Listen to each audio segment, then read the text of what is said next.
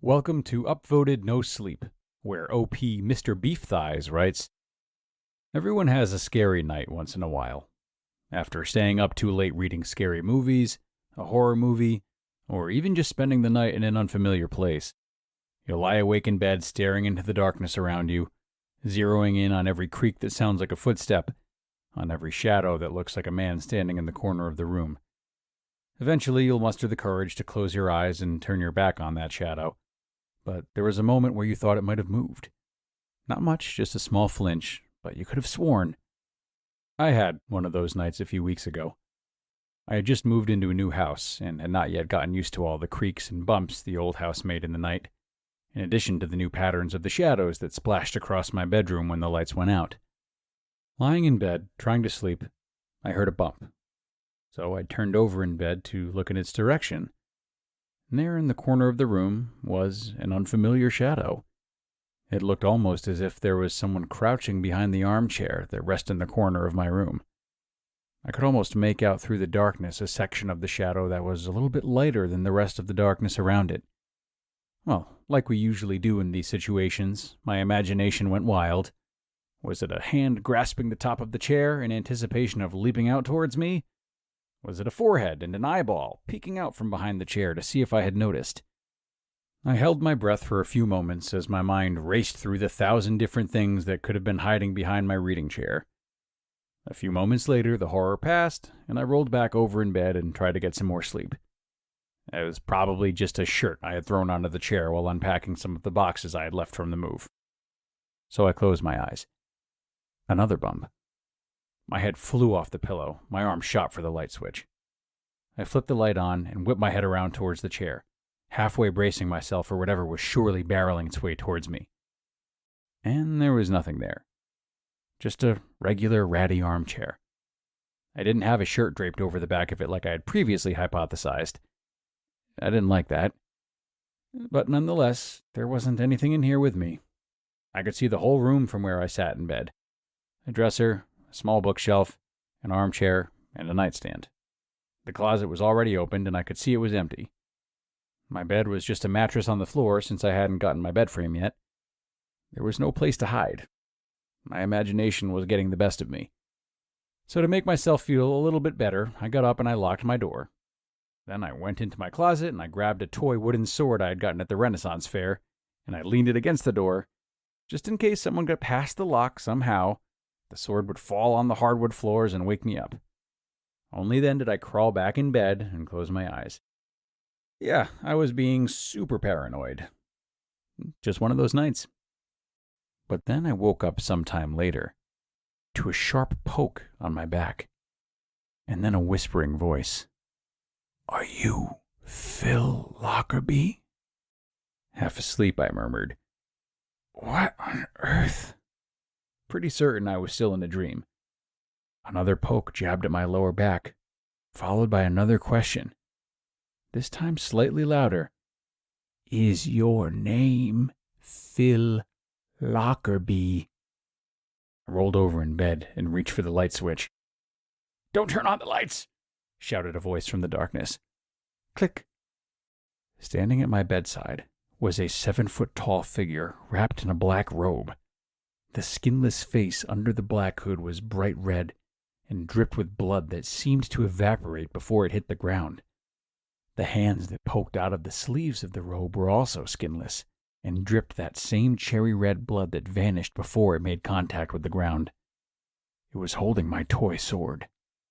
I was too afraid to move, too afraid to speak or make any sort of sound. I was completely paralyzed with fear. And then the figure opened its mouth. "Usually people scream, so this is a nice surprise. Thanks for that. Is your name Phil Lockerbie?" I peed myself. "Oh, man." The bleeding man pointed at the growing stain on my bedsheets with the wooden sword. "That is so embarrassing." Finally, I got my vocal cords to start working again. "Who are you?" The bleeding man swung the sword around a few times in mock combat. "I've asked you the same question 3 times now, and you still haven't answered. But yeah, sure, I'll answer yours first.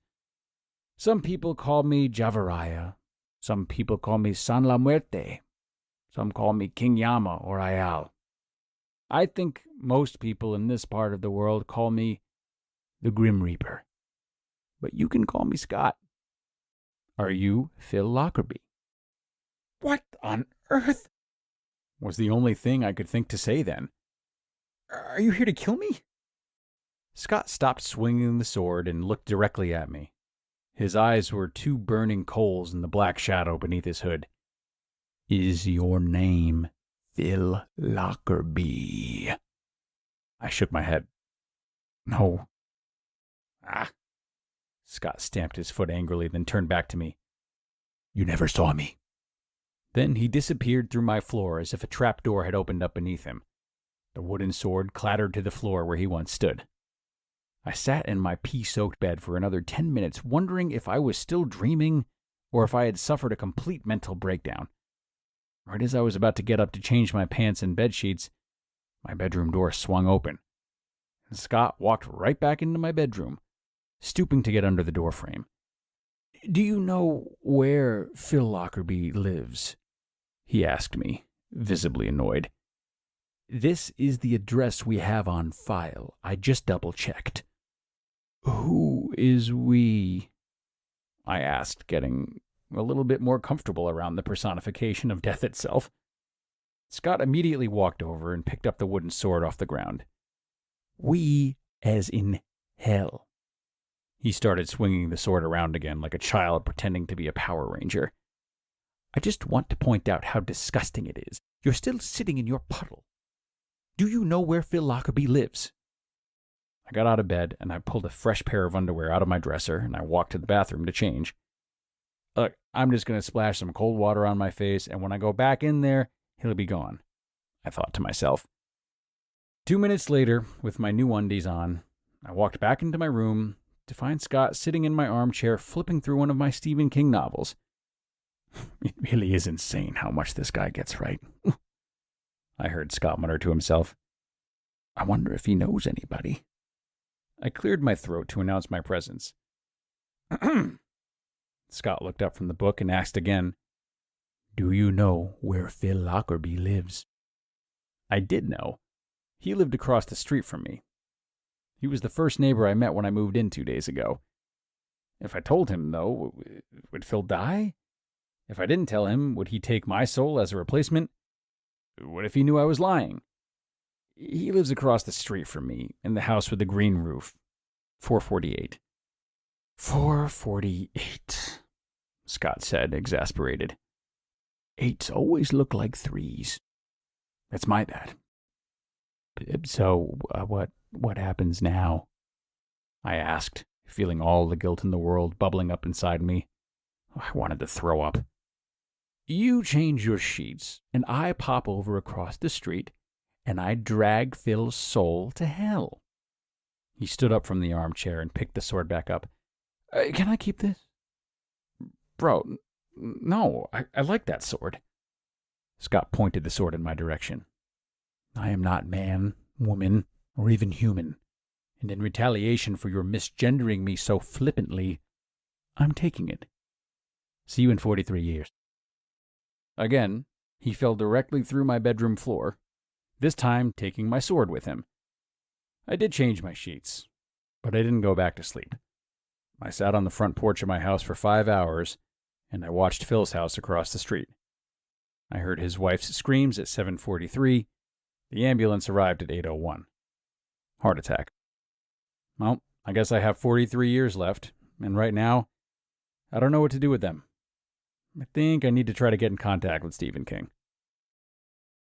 And that was an upvoted No Sleep story by OP Mr. Beefthighs. Sweet dreams.